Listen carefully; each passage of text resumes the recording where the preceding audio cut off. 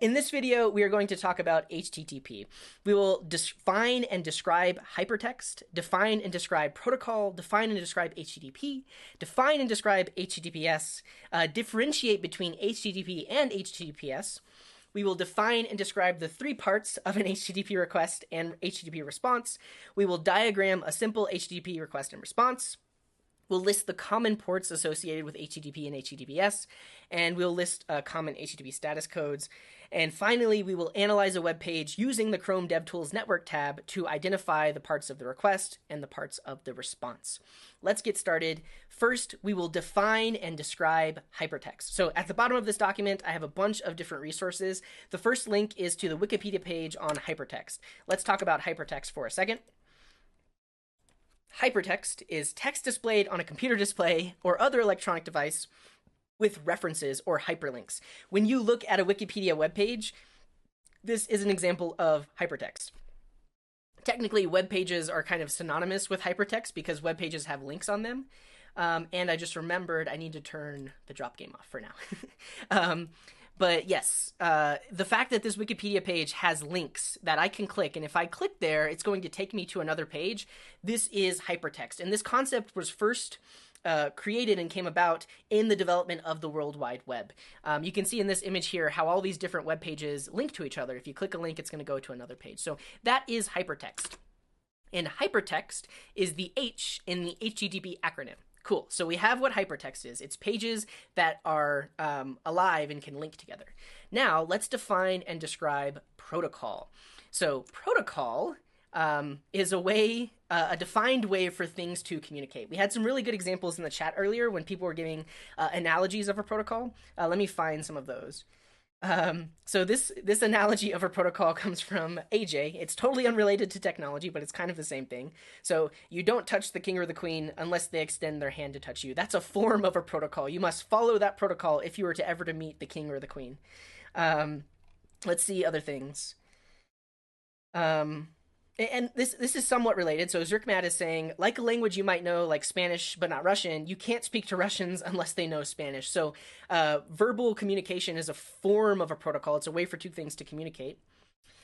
Deep Sense is saying, a protocol is defined as the order and format of messages exchanged between two or more entities, like when people are talking to each other. So it's a way to exchange, or a definition and rules around exchanging information. Ultrindo says a protocol is some kind of contract. The contract is that you're both going to follow those same rules in your communication and exchange of information. Yeah. And a protocol is so Matthias says, a protocol is a standard, like we agree to work in a certain way. Yes, these are all great analogies and definitions of a protocol. And in the acronym HTTP, that's what the P stands for, protocol. So if we are to define and describe HTTP, first, this is hypertext transfer protocol. So if you remember, hypertext is a way of web pages or creating pages that can link to each other. Transfer, this is a pretty easy word to define. You don't really have to be in technology to define transfer. Transfer is taking things from one place and putting them in another. You can transfer the groceries from the grocery store to your car, and then transfer the groceries from your car to your home. That's a transfer.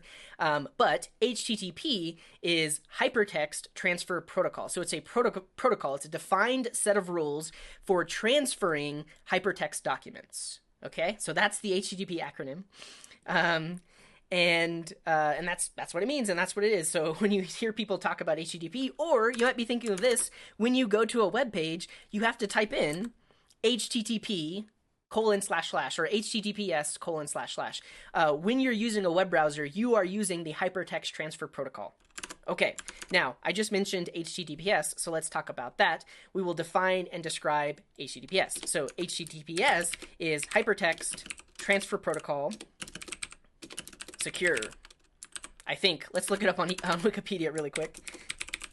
Not that. That was the wrong thing. Here we go. Hypertext Transfer Protocol Secure. Awesome. So this is a similar thing. So it's built on top of HTTP, but it introduces some security. So you may be familiar if you go to a banking website, in the URL it has HTTPS, or if you go to your email, in the URL it has HTTPS. So these websites are using the hypertext transfer protocol, but with an added security layer so that hackers can't see your data and steal your bank information or steal your emails. So the HTTPS is very similarly the HTTP protocol with some added security features on top of it. Cool. And so for our next objective, we're going to differentiate between HTTP and HTTPS. And the reason we are mentioning HTTPS is because the majority of the web these days runs on HTTPS. It used to be that HTTPS didn't exist. HTTP was the only thing. And it's still good to understand the underlying concepts of HTTP because HTTPS is built on top of that. But just real quick, let's differentiate between HTTP and HTTPS. So I have this Wikipedia article open on HTTPS, and in it there is a section on the difference from HTTP. So the first difference is that HTTPS URLs begin with HTTPS. So if you ever visit a website and you see that there is HTTPS in the URL, you know that that website is using Hypertext Transfer Protocol Secure. Awesome. If you ever visit a website and it just says HTTP, then you know that it's using the Hypertext Transfer Protocol not secure. It's totally unencrypted. I actually don't know of any websites that are using HTTP because the majority of websites use HTTPS these days. Anyone in the chat, do you have examples of websites that use HTTP and that will work if I put HTTP in the browser? I'll wait for some responses. Quick aside, and thank you DeepSense for mentioning it, there's no talking about the web without referencing Tim. Tim Berners-Lee is actually his name. So Tim Berners-Lee was the original creator of the Hypertext Transfer Protocol. Let's see if he's mentioned in this article. Yeah, so Tim Berners-Lee. So Tim Berners-Lee created... wait. Oh, that's Ted Nelson. I was like, why? That's not Tim Berners-Lee. That's Ted Nelson. Okay. So Tim Berners-Lee created the Hypertext Transfer Protocol. He created the first web browser.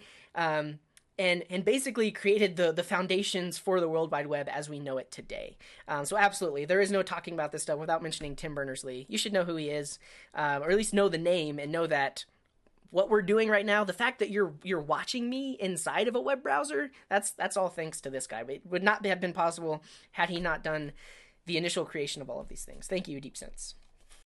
Yeah, and there was a question from Ashish Singh Bakhel who says TCP is a protocol.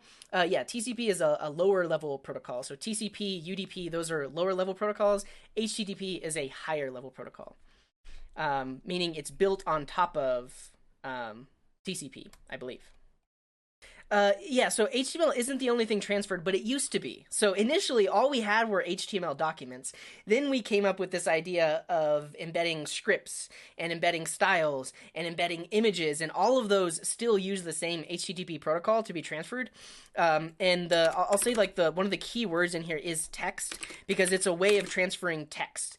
And in the HTTP protocol, we transfer images as text.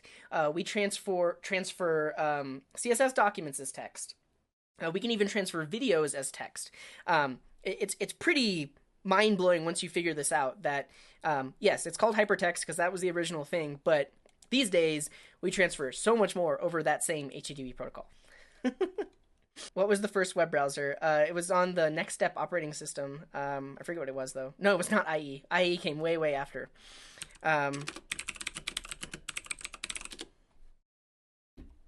History of the web browser.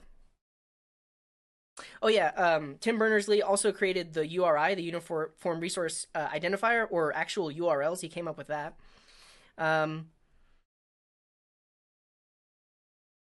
Yeah, the first browser was actually called World Wide Web, and then it was renamed to Nexus, and I believe it was actually created for the Next Step operating system. Here it is, the Next Computer, and that was the first web server, too. Yeah, not saying it's perfect, but it is what we use, and people should know about it. So, as you can see, URLs that begin with HTTPS, those are over HTTP secure. There are websites that aren't over HTTPS, though those websites are slowly going away as the majority of the web is now prefers things to be over HTTPS. But you can see if you go to HTTP ://example.com, the HTTPS is not going to get added. You'll notice if you're using Chrome that it says not secure. I mean, technically it's not secure because it was just transferred as text, but the website still works. We can see neverssl.com doesn't use HTTPS. We can see that web.mit.edu uses HTTP. It doesn't use HTTPS. So that's good to note. But typically when we're talking about the differences, one has HTTPS, one has HTTP. Now, in a later objective, we're going to list the different types of ports. So for HTTPS, the default port is 443. So what that means is when your browser makes the request to this server, by default, if you don't put a port, it's actually going to do port 443. But if I put it in manually, 443, it should still work. Their server has a way of redirecting and removing that if I added it. But 443 is the default port for HTTPS, so that's one thing to note. And then for HTTP, the default port is 80. So I can add port 80 there. It should still work. You'll notice that it removes it. But those are the main differences. So one is HTTPS in the URL. One has HTTP in the URL. One has port 443 as the default. The other one has port 80 by default. We'll talk about ports in a second. These are the defaults. You can use other ports, but typically if you don't specify a port, this is the port that your browser is going to try to use. The other thing to note about HTTP is that it is not encrypted and is vulnerable to man-in-the-middle and eavesdropping attacks. So this is pretty much why we don't really use just HTTP anymore. We use this secure layer on top of it. But it's good to know about the protocol itself, and we're going to talk about requests and responses and how those work. Those work the exact same way in HTTPS. It's just that they're encrypted. And we don't really have to worry about the specifics of encryption because we're going to talk about the underlying way of how it works. So HTTP is vulnerable. Typically, when you deploy a website, you're going to want to put HTTPS on it. You can use a service like Let's Encrypt, which was suggested by Kogamaster, which will give you free SSL certificates. There was a mention from DeepSense that if you want a website to use HTTPS, it has to request a certificate from a certificate authority. That's a whole rabbit hole we could go down, but just know that this service, Let's Encrypt, works with, or it is a certificate authority that will give you free SSL certificates to make your site HTTPS. That's beyond the scope of this lesson, but just let it be known that HTTP is vulnerable. You should probably use HTTPS, but these next few objectives that we're going to talk about apply to both HTTP and HTTPS. So for this next objective, we are going to define and describe the three parts of an HTTP request. Now, the first part of an HTTP request is the request line. And if we take a look at this article on MDN, the Mozilla Developer Network, that talks about HTTP, we can see in this example request, we have the method, the path on the server, and the HTTP version. So the request line itself is made up of three things. So this is made up of the method, the path, and the HTTP version. Cool. So that's the first part of an HTTP request, is the request line. The next part are the headers, and you can have 0 or more headers, but headers are essentially key value pairs. You can have 0 or more, and they add more information to the request that's occurring. And then the last part of an HTTP request is the body, and this is the contents of the request. Now, when we're making post requests to servers, most of the time, the body of the request is something like JSON data, and that's just a text representation of an object, and that's in the body. We'll talk about for GET requests, there is no body because it's just a request, and typically the data for that request might actually happen in the URL or the URI as query parameters, but these are the three basic parts of an HTTP request. They have the request line, they have the headers, and they have the body. Now, with these three things, you can make an HTTP request to any HTTP server in the world, from your computer, from your phone. Basically, everything works in this format. So because the request line defines the path on the server, we can request different paths from the server. And if that server supports different methods, we can request different methods to that server. So using this protocol, in the request, we have the request line, the headers, and the body. We can make requests to servers. So those are the three parts of the HTTP request. Now let's talk about the HTTP response. So essentially in the HTTP protocol, or the hypertext transfer protocol. I realize if I say HTTP protocol, that's like saying protocol twice. But in this protocol, you have the request. That's the thing that the client sends. Basically, the client will make a request to an HTTP server that says, hey, I'm looking for this particular path using this particular method. And then the server can send a response. So let's talk about the three parts of the response. It's very similar. So in the response, we have the response line. And the response line is made up of a few parts. So the first part is the status code. Now, the status code will indicate if this was a successful response from the server, because something could have gone wrong. So in that response, it's going to give you a code. And we'll talk about some common codes in a bit. And I guess before the code, you actually get the HTTP version. So we get the HTTP version, we get the status code, and that's it in the response line. Similar to the request, the response can also have headers.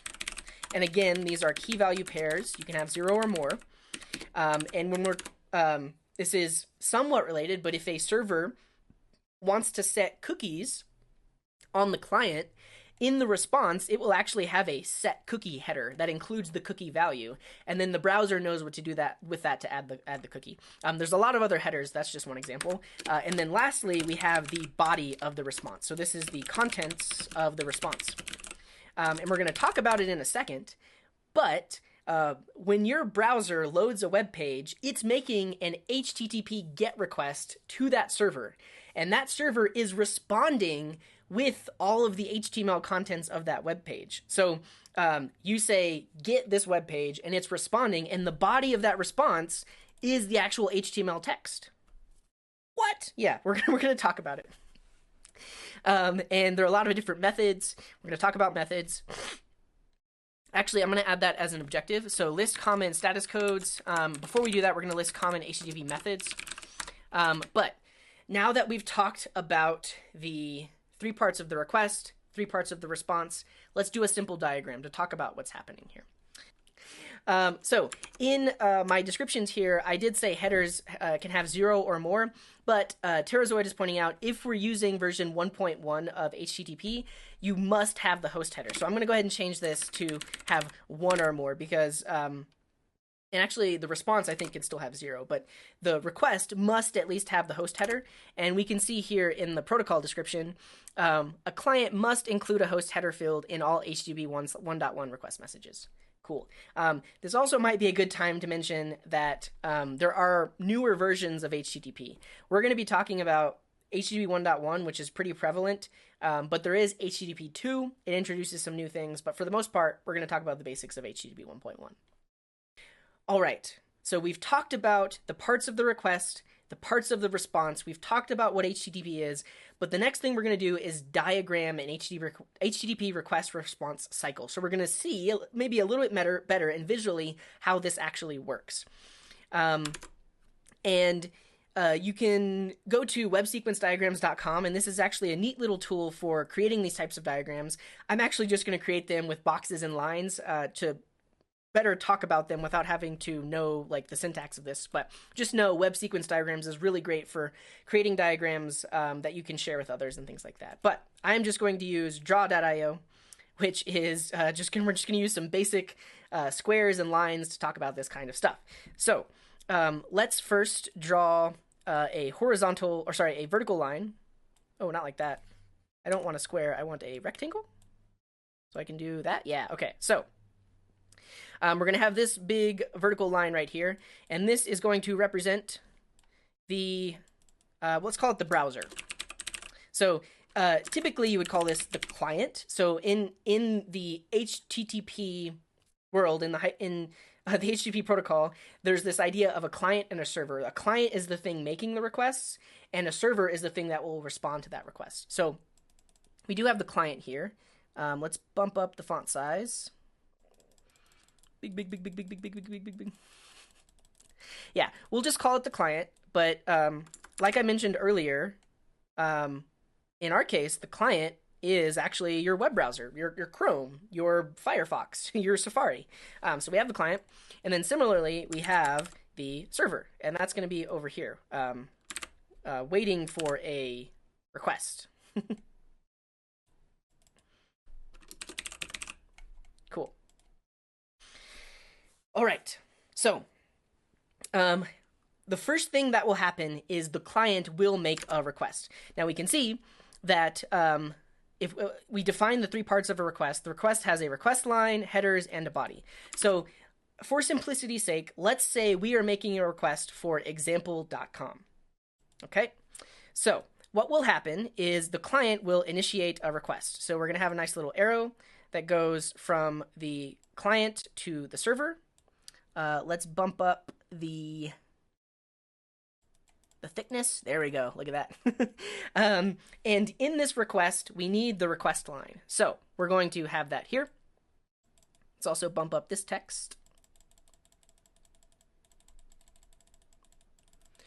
Cool. So the first part of the HTTP request is the request line, and the first part of the request line is the method. In this case, we're going to make a GET request.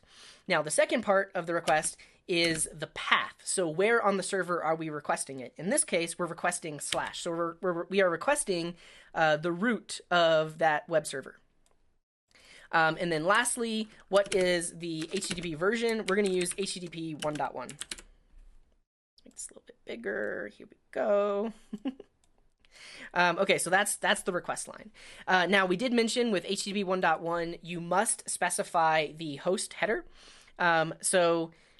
We also need to specify a series of keys and values, which are the headers that go along with the response. So the first thing is the request line.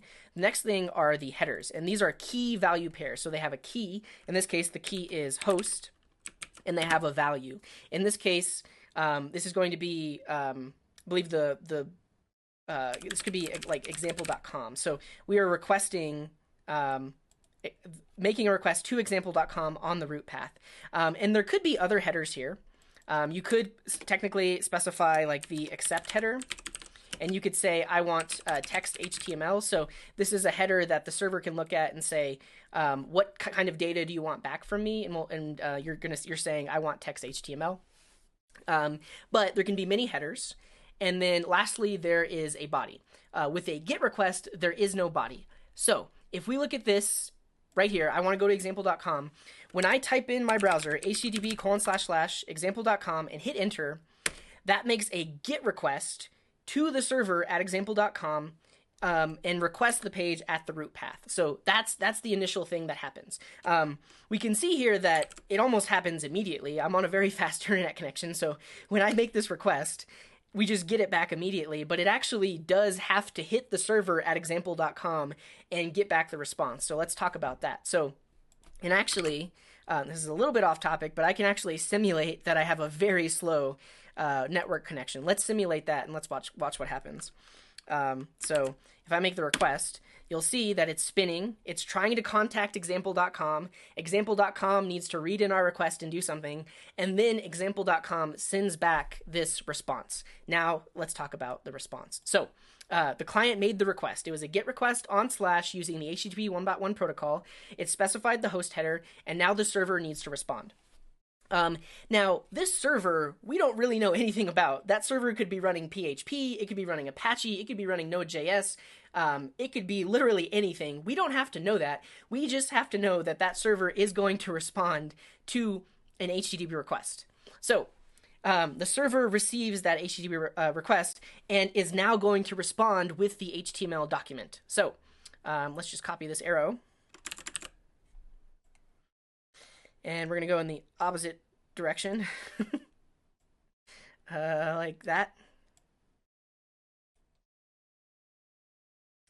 And it's important to note that some stuff is going to happen here, right? If this is like a static file server, when it receives this request, it's going to basically say, oh, you're requesting the root document? Well, by default, I'm going to give you back the index.html file. So the server might actually read that file from disk, index.html, or if that request has already been made, it might read it from cache. Basically, what I'm trying to say is some stuff happens here that we don't exactly know. Server thinks about it for a while, thinks about it.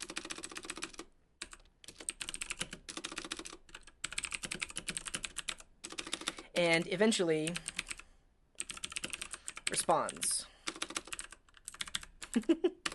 Now, we could make some assumptions about what's happening here, but honestly, we don't need to know, right? The server is going to do something. What we care about is that response. Now, so if we go back to the three parts of the HTTP response, the first thing is the response line. So in this particular scenario, we're going to say that this is a successful response. So we need a response line on the response that comes back from the server. And in here, we're going to say that initially it was HTTP 1.1, so the server is responding using the same protocol that it was requested against. And then we have the status code. And in this case, we're going to say it was successful, so we're going to specify a 200 status code. In a second, we're going to talk about the different types of status codes, but just know that 200 stands for successful. This was a successful request, and I am giving you back a response. So the server is responding, and it is saying it's successful. Now it's going to respond with some headers. Now, we don't know exactly what it will respond with unless we actually inspect the response. Now, I'm jumping ahead a little bit, but here in the Chrome network tools, in the dev tools, we can actually see these HTTP request and responses happening. So if you right-click a web page and click Inspect, that's going to bring up the Chrome DevTools. By default, you have this element inspector, but if you click on network, you can actually see all of the network requests that happen on this web page. So if I click refresh, we should see that request right there. Cool. So if I click on it, I can actually see the contents of the response. And we can see that the response actually has a bunch of headers. Response has accept ranges, content length, content type, a server, which is ECS. I don't know what that is, but that might be a type of server. But all of these are the response headers. Now, I'm not going to write out all of these headers, but just know that these are the headers that it responded with. I think the one that I will respond with is content type, because, or at least that I'll show in this diagram, because we asked for text HTML in the request, and we're going to say the response has a header that says content type is text HTML. So the server is letting us know that it did actually respond with text HTML. So we'll know how to interpret that, and let it be known there are a lot of other headers, and also there is a body, right? The body of this response is the actual HTML. So we'll keep inspecting. There is a note from doc, and you'll notice that this actually came with a 304 status code. So 304 is still a success, but what happened is my browser actually cached the data. So if I disable the cache and we refresh this, we should get a 200 status code. There we go. And we can see that this one has a 200 because it's not reading from the cache. It's directly making that request to the server. Cool. So there's a lot of headers. We can see that my browser actually sent a lot of different accept headers, or headers overall. So the accept header was more than just text HTML. It says, because initially the browser doesn't know. It's like, what is this thing going to respond with? But what they're saying is, you can respond with HTML, you can respond with XHTML or XML, you can respond with images, or this star means literally respond with anything. So my browser is saying, hey, whatever you got, give it to me. There's a few other headers in here. And host, like I said, is example.com because we're making that request to example.com. Cool. So those are the requests, those are responses, but the body, that's the thing that we're missing, right? Because in the three parts of the HTTP response, you have the response line, the headers, and the body. And this is where it all comes together, because if we look at the response body, we can see that it's just a bunch of text HTML, right? Because I requested this web page, and it's actually giving me back HTML. So what we can show is in the body of this request is literally the actual HTML of the web page. So I'm not going to write it all out, but we have like HTML, and then we have the closing HTML, and then we probably have like the head. Want this to be like that, and then we probably have like the body.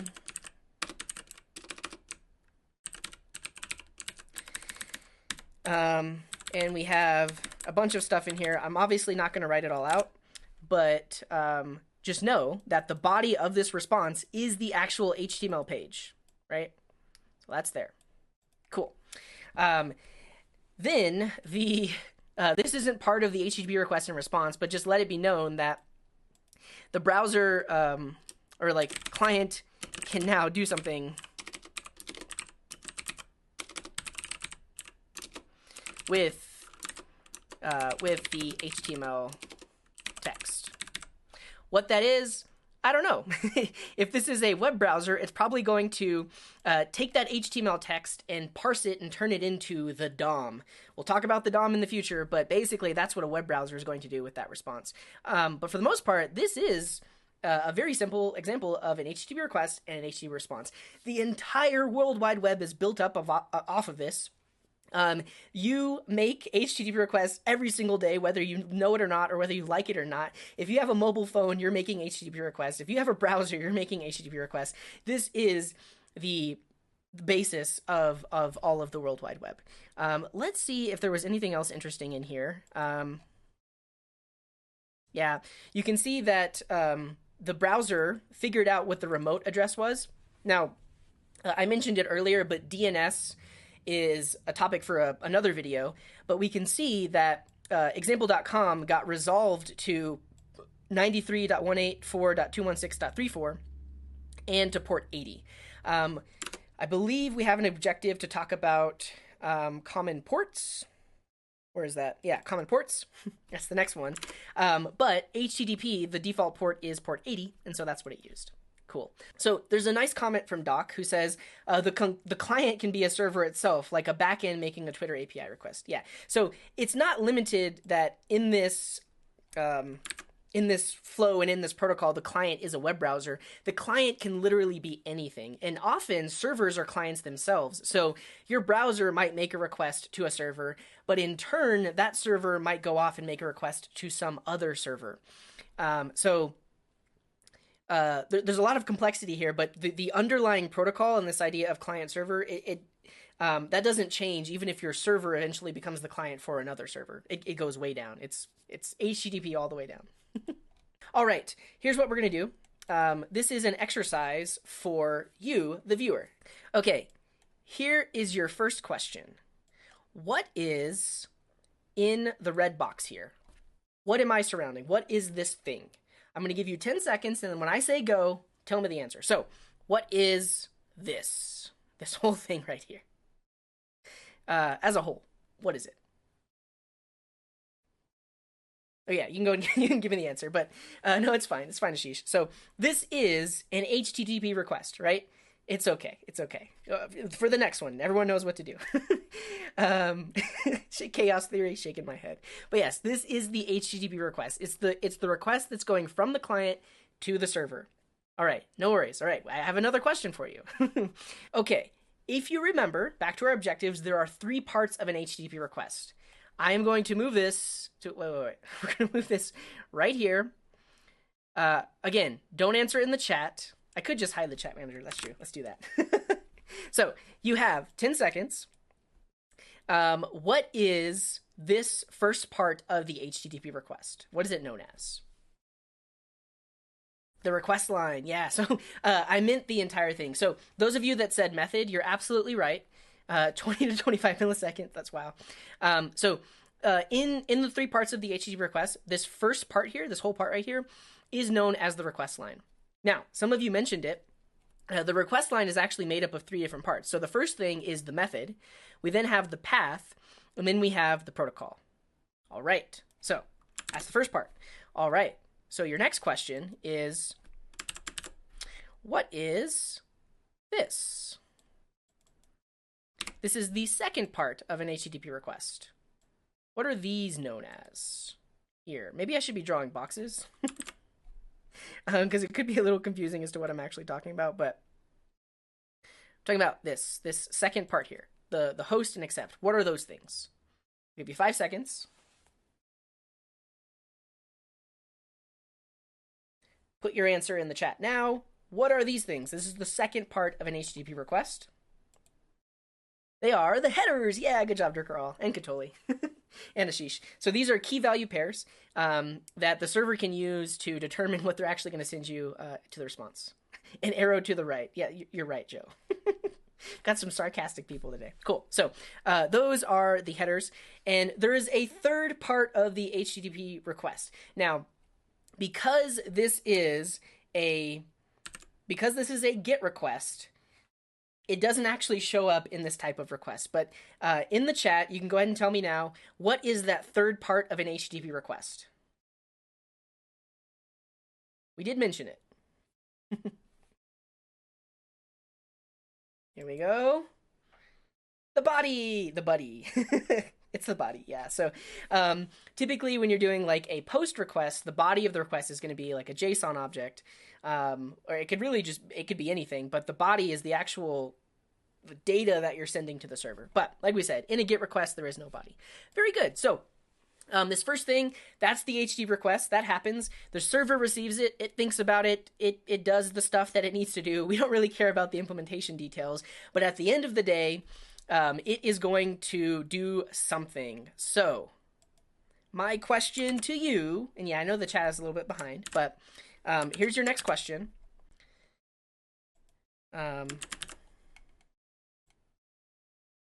What is this? It's a big old thing here. What is that? You can go ahead and say it in the chat now, but what is this thing? That thing.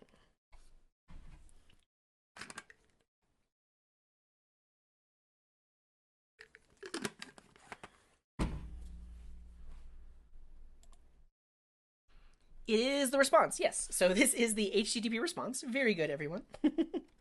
And this is the thing that the server responds with in response to our request that the server received. Very good. All right. The response is made up of three parts. What is the first part of the HTTP response? Now, we're talking about all three things here, or all two things here, sorry. But what is that thing known as? And then what are the two things that are on this thing? But first, what's the name of this thing, and what are those two things? You can go ahead and start answering in the chat now.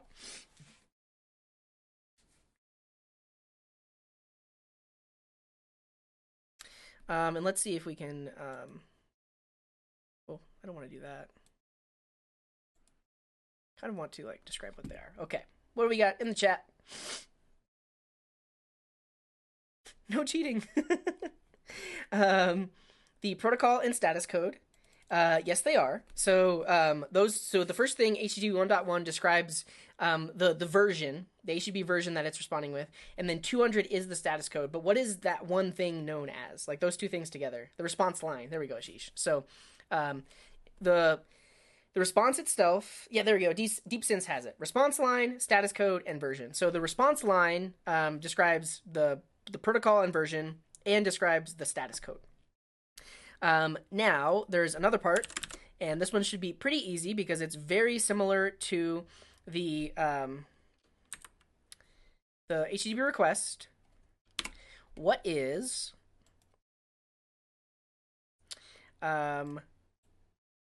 this piece here? There's multiple of them. Hello, David. Welcome to the stream. I need to just, can I just move? There we go. So what are these? Yeah, these are headers. So these are response headers. And the server can set any number of these. We saw the example in the browser where it actually sets quite a few response headers, like content length. That's actually like how much data it's sending. Cache control tells how often the browser should check for new versions or just serve from the cache. And so, yeah, these are the response headers. So these are headers in the response. Very good. And then our last piece, which actually didn't show up in the GET request, is this thing here. We'll call it number 3. This is the third part of an HTTP response. What is it? What is it? Time to hydrate.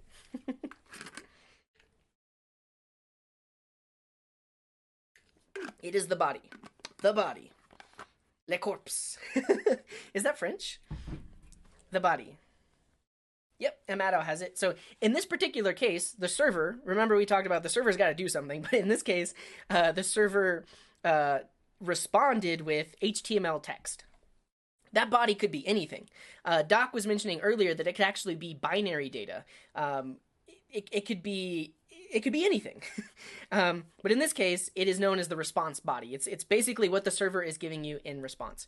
Now we can go deeper and we can say, because we're using a browser, it actually takes that HTML, parses it into the DOM, and then gives us this, which is nice and beautiful, and we can see it, and we can interact with it as humans. But ultimately, it's just responding with this text, right? It gives us this text, and then it's up to the browser to turn it into something that we can see and use. But the server, all it did was give us this HTML text. For this next objective, we are going to list common ports associated with HTTP and HTTPS.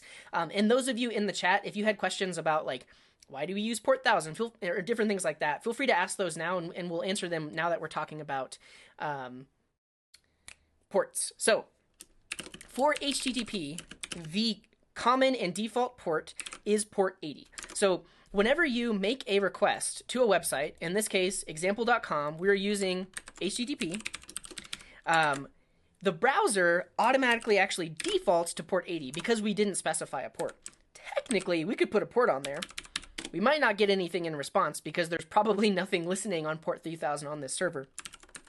But by default, if we leave that port off, the browser will automatically default to port 80. And we can actually see that in the DevTools here. We can see that it defaults to port 80 right there.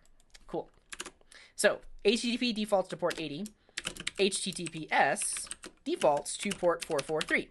So again, it's not very user-friendly, and we typically don't have to put in port 443 for every single website we visit. But if we go to https://google.com, by default, the browser sees that this is HTTPS, and it's going to put port 443 on there by default. But technically, I could put 443. It's still going to work. Their server has some stuff that's going to redirect me, or it might even be my browser that removes :443 because it's default anyways. But that's the default HTTPS ports.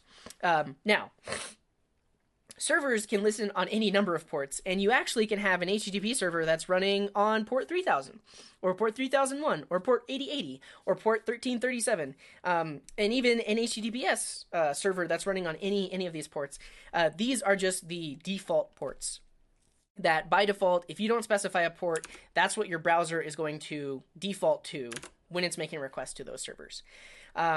But like I mentioned, if you're building an Express application or like a back-end application, typically we use port 3000 really just for development, but that is actually an HTTP server running on port 3000. We technically could start it on port 80 if we wanted to. Cool. So those are the default ports. In another lesson, we'll actually talk about like what are the parts of the URL which include the port, but for now, just know that those are the default ports. All right. For this next objective, we are going to list common HTTP methods. Now, we saw in our very basic example the HTTP method get. This is the most basic one. Like we mentioned, it doesn't have a body. It's just saying, please give me this resource. And those are the kind of requests we make whenever we're visiting websites. So when I go to google.com and I hit enter, that's a GET request for that web page. Ashish has some other common methods mentioned. So we have put, post, delete. Ultrendo is saying patch. What are some other methods? Just throw some HTTP methods at me. So we have put, post. Post is probably, get and post are going to be some of the most common and popular requests you see. Head is another good one. This is a request that will only respond with the headers. Let's see, get, put, post. There's a delete. What else? Graylin says, I develop software almost every day and I'm still learning stuff here. That's good to know. Patch. Oh yeah, I did mention patch.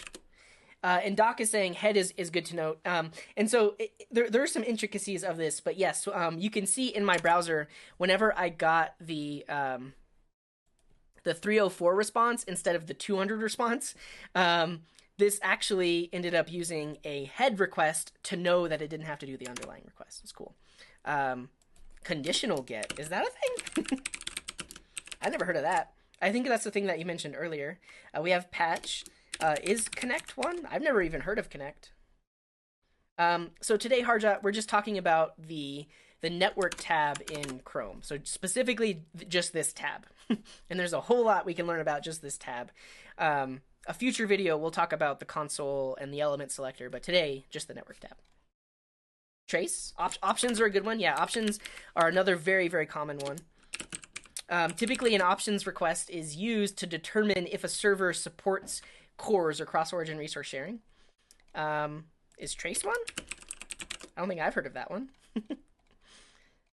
Is Update one? I don't know. Okay, so let's actually just search for a list of HTTP methods. We should be able to find a list on the web. HTTP request methods on the Mozilla Developer Network. Get, head, post, put, delete, connect, options, trace, and patch. I think we got all of those. Conditional get was an extra one.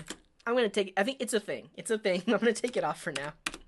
But those are a bunch of different methods. I believe there are more. If we can find it, let's find it on Wikipedia. So if we go to the HyperText Transfer Protocol document on Wikipedia, and we look up the methods, request methods, we see get, head, post, put, delete, trace, options, connect, and patch. So I guess that's most of them. And we're not going to get into the intricacies of what all of these different things mean. At the end of the day, all we're doing is we're changing the method that we put in the request header. For all intents and purposes, that's really what we're doing. That said, because the server needs to think about the request, it can decide to do different things based on the method that we specify in the request. And usually there will be documentation about that, like how a server responds to a particular type of method. But that said, in what we've talked about here, the main thing that will change is we're actually going to change the header, the method that we put in our initial request. So that's great. We can talk about, and you can see it in that Wikipedia article, that some of these methods are known as safe methods. That means that for the most part, they won't actually modify or delete anything. And get is known as usually a safe method because it's just saying get that data. Whereas some of these other methods might indicate that we're changing things or we're creating things. Like post is typically used to create a new thing. Put is usually used to like update a thing. Patch is usually used to update a thing, but only update a thing partially. Delete is used to delete a thing. But like I said, all of these are just different types of methods. Ultimately, the server is going to decide to do something different with that request based on the method that you send. Cool. So those are some common methods. Let's talk about status codes. Now, we showed earlier that the 200 status code means everything okay. It means that we made a request, the server was able to satisfy that request and send back a response, and it sends the status code 200. Now, one of the other status codes we saw was 304. And 304 is not modified. Now, this gets into the intricacies and how things can get a lot more complex, where the initial request to example.com returns a 200 status code, but because that server doesn't want us to send requests all the time, it actually responded with an expires header, which says, hey, this content is good for the next 7 days. So when you make a request here again, you don't need to make the full request. You can just serve it from the cache. And if you're serving it from the cache, the response is 304 not modified. There we go. DeepSense has a very common one that you've probably seen before. 404 is not found. And if we try to make a request to a server and it can't find it, it'll typically respond with a 404. Let's see if we can do that here. If we do like /not exist, we do get back a 404. So you can see that the server was like, hey, that doesn't exist. I'm giving you a 404 error code. Do that with what you will. At the same time, a 404 can have a response body, and we can see that the response body is exactly the same for a GET request. It's just that it's telling us, hey, I couldn't find anything, but you're going to get this default content anyway. Ultrinda says, it's nice when you have a hotel room 404. Catoli has another one, 403 not authorized. So this is a status code that would be used when you're trying to access something that you don't have access to. And there are a ton. So here we go. And Cthulhu has the 418 is the teapot. So let's just look up HTTP status codes. We should be able to find a bunch of them on Wikipedia. HTTPstatuses.com is a really good one. But if you go to the Wikipedia article for list of HTTP status codes, first of all, we can see that they're grouped into different categories. So there are 100 level status codes that are typically used for information. 200 level, that means, or typically means it's a successful response. 300 level, which are used for redirection. So we saw the 304, because the 304 response was basically saying, there's no need to request this resource again. I'll just redirect you, or you should just use the cache. So that was a 304. 400 level errors are typically a client error. Then that means that in this diagram, the client did something wrong. It specified the wrong path, or it doesn't have access to that resource, but the server is going to respond with a 400 level status code. So 404 is not found. That means, client, you did something wrong. You tried to request something that's not there. 403, unauthorized. Client, you did something wrong. You requested something that doesn't exist. 401 is also unauthorized. Like, client, you did something wrong. You're the problem. So 400 level is typically the client did something wrong. And then 500 level is if the server did something wrong. So typically just a generic 500 status code is just server error or internal server error. But there are other 500 level status codes. Things like 501 not implemented, 502 bad gateway, 503 service unavailable. But these are all related to things that went wrong on the server, whereas these 400 status codes are things that the client did wrong. And something that was mentioned earlier is the 418 status code. Yeah. Sim John says most important 418. Cthulhu. So this was actually an April Fool's joke from a very, very long time ago. Yeah, 1998. That's like 20 years, 10 years ago? 20 years ago. I don't know. It was a long time ago. But the 418 response is, I'm a teapot. And basically, this is a client error, because this error will happen if you make a request to a teapot using the HyperText coffee pot protocol. So if you make a coffee pot protocol request to a teapot, that teapot is going to respond with a 418 because it is a teapot. And so 418 is, I'm a teapot. But yeah, this was an April Fool's joke from 1998. It's pretty cool. And then someone mentioned on the Twitter API will respond with 420. It's not listed here, but 420 is almost synonymous with 429, which is too many requests. But if you make too many requests to the Twitter API, it's going to respond with a 420 that says, "Whoa, dude, enhance your call." Yeah. Cool. So those are some common HTTP status codes, and typically these status codes will help you figure out what went wrong if something did go wrong. So they're good for debugging. If you go to, and actually let me put this in the resources section. But if you go to HTTP statuses.com, this is a nice little rundown of all the major HTTP status codes, and you can click on them to learn a bit more about them. Cool. I'll list that here as well. All right. So that's pretty much it for all this stuff. Now it's time to actually do an exercise. And part of what I did here, and I kind of skipped to it, is when we were examining what was happening with the request and the response of this example.com webpage, we were using the Chrome DevTools. So before I move on, let's just take a second to break down the different sections of the Chrome DevTools network tab to understand how those fit in with our request response diagram.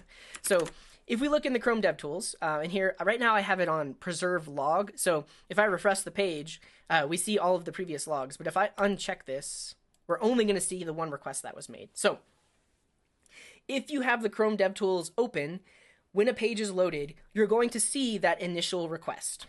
So we're going to see, and if we click on it, we can see in the headers, we can see that it's requesting this particular website. We can see the method that was used, in this case, a get. We can see the status code, which came back in the response. We can see the remote address, which is the actual IP address of the server we're making the request against. We also see the port. We see the response headers. So in our diagram, those are the things right here, like content type. Those are the things coming back from the server that are headers, key value pairs. And we can see those in the Chrome DevTools here. We see the response headers. We can also see the request headers. So request headers are things that the browser sent or the client sent in the request. Now, right now, our client is just the browser. In a future video, we're going to talk about how JavaScript can actually initiate these requests using XML HTTP requests or fetch. And when you're using those things, you can actually define your request entirely. So instead of having all of these extra headers added by the browser, you can define what your accept header is, and you can define what your body is. But for now, we'll see that. And so we see the request headers. And because this was a GET request, we actually don't see the body or the params. But if this was any other request that included a body, we would actually see the contents of the body here. And then lastly is the HTTP response. So we can see the response headers, but we can also see the response body. So the actual content of the response. And in the Chrome DevTools, that is on the response tab. So this actually shows us the full HTML text content that the server responded with, and we can inspect that here. If we click on preview, that's actually going to try and render it. If you're ever making requests for JSON data, not HTML, you'll actually see a nice JSON navigator in here. And we can also look at timing to see like how long the request took and all that good stuff. But that said, the Chrome DevTools network tab is a huge help for debugging what's happening when your page is loading and when you're making requests. So get used to it, learn the parts and pieces of it. Like I said, when we start making requests with JavaScript, it's going to really come in handy to be able to know, are we sending the right data from the server? What kind of a response are we getting from a server? Those kinds of things. All right, so I have an exercise for you. I'm going to create a simple web page, and I want you to diagram what's happening on that simple web page. So let's do this. I'm going to create a folder, example. We're going to create a new file, index.html. We'll do this. We're going to say example web page. So there's a good comment from Doc who says the DevTools doesn't always correspond one-to-one with raw HTTP requests. If you want to look at raw HTTP requests, you might use a packet sniffing tool like Wireshark or something like that. The Chrome DevTools and Network tab is definitely much higher level, but like I said, it's still going to help you debug things. But if you really need to get lower level, you should use some other tool that you'll see every single HTTP request and response, and you'll see the details of it without some extra things sprinkled on top. Okay, so we're going to make this basic web page, and this is going to be a little bit tricky because there's one thing I didn't talk about when talking about HTTP requests and responses that's going to happen here. And if you understand HTTP so far, maybe you can deduce that this is what's going to happen. But okay, let's say we just have an H1 that says this is an example. We're going to add some CSS. I made this style sheet a long time ago. Does it still work? Let's see. Yeah, it still works. Cool. So we added some CSS. We have an H1. Let's add an image. Let's just go on Imager. Oh, these are all kinds. Very good. We'll go with this one. Yeah. That's Jeff. Cool. So we'll say this is an example. We're going to have a pizza kitten image. We'll have like a break for that. And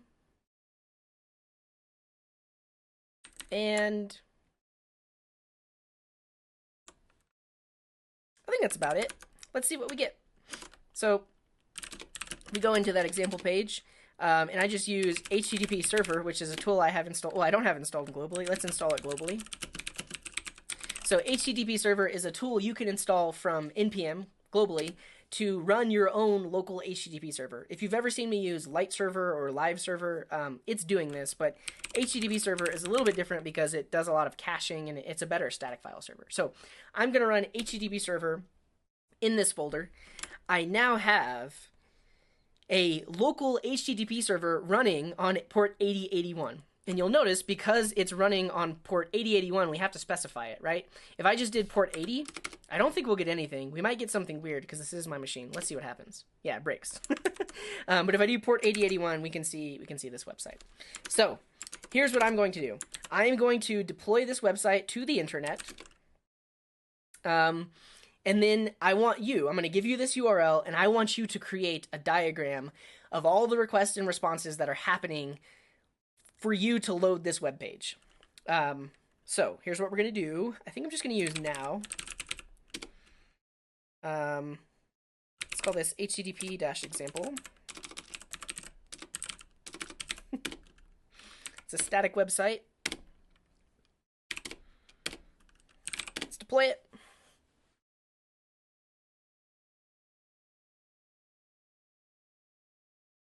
Here we go. So I have put this website on the internet. It's available at this URL. I want you to go to this website, and I want you to create an HTTP request response diagram for everything that happens whenever you visit this website.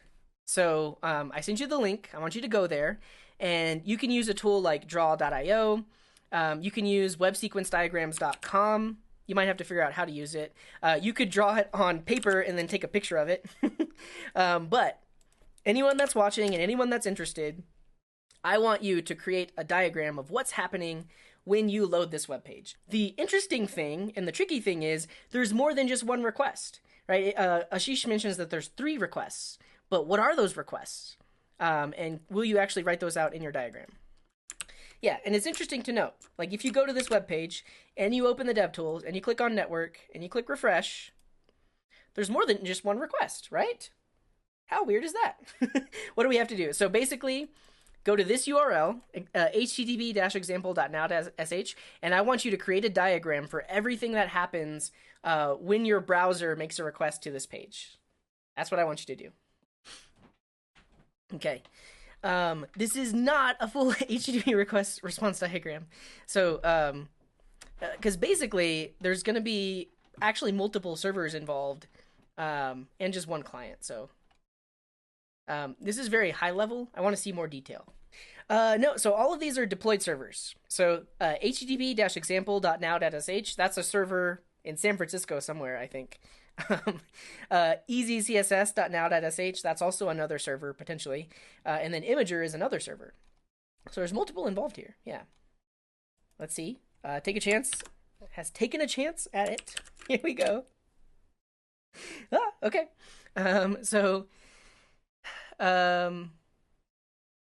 We see just one request and response. So the interesting thing about this is there are actually 3 requests and 3 responses. Yeah.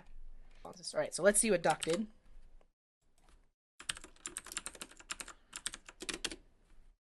Hey, it's looking more like it. Okay, so let's look at Doc. So first, we make a GET request to http.example.now.sh. Great. So this is a wonderful, wonderful solution, Doc. I mean, we're gonna have to make our way down and make sure everything looks good. But basically, this is what's happening. So because this web page is hosted at http-example.now.sh, that's where the first request goes to. So that very first request goes to here, and that will respond with a bunch of HTML text. And that's what's important to note, right?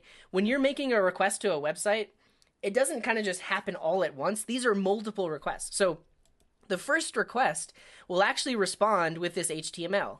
And then the browser has to actually parse and understand this HTML. And then when it reaches this line, it says, oh, you need a CSS file. Well, I need to go request that.